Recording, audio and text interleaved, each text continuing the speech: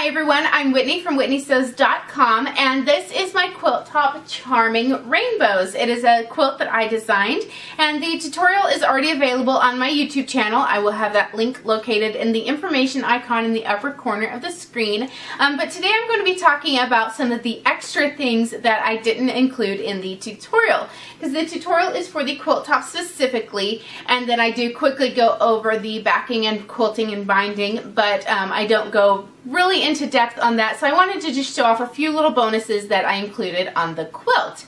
And so the first one I want to talk about is right over here, and it is the binding.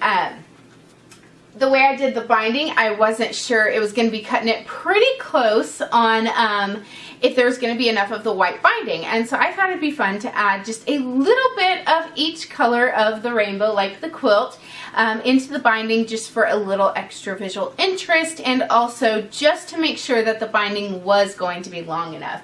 And so what I did, I just cut, I believe it was 2.5 inches of one fabric from each color, so there's 6 2.5 inch sections there, and they're just added into the binding.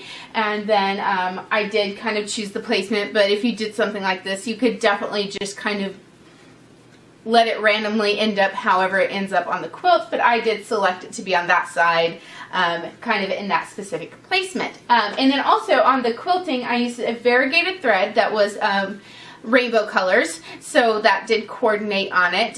So I don't know how well you can tell on camera that far back, but each quilting line does have variegated all of the rainbow colors, just keeping in theme with the whole rainbow quilt. And then on the back, I'll show pictures of this, I inserted a section of fabric as well there, and it's all in rainbow order as well, because I love everything to be in color order.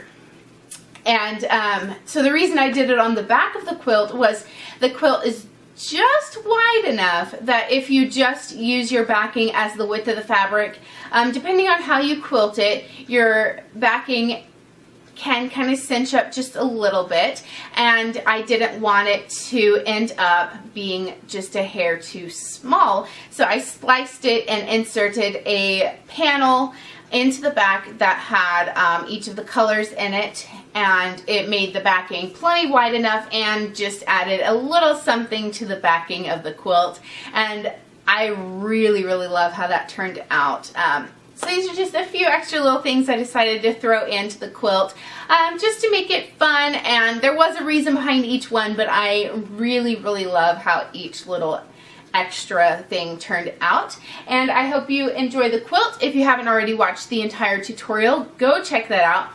There is the free video tutorial on my channel. There is also a free downloadable PDF with some extra details about the quilt as well, and there will be a link to that on the tutorial, so go check it out. And I hope you will make this quilt. It's a fun quilt, really quick to sew together. It uses 10-inch squares and 5-inch squares, so it's a fun basic. If you don't like things in color order, or you're just not into that, you can use whatever layer cake or charm pack or just yardage that you have, any colors that you like really, but I obviously love things in rainbow order, so that's what I did. If you do give this project a try, I definitely want to see pictures, so you can either share them on a social media site with the hashtag Whitney Sews, or you can use the hashtag Charming Rainbows Quilt. And that way everyone who wants to make the quilt can look up that hashtag and see all of the ones that have been made already, and maybe gather some other inspiration from your project. So that is it for today, and I will see everyone again soon. Bye.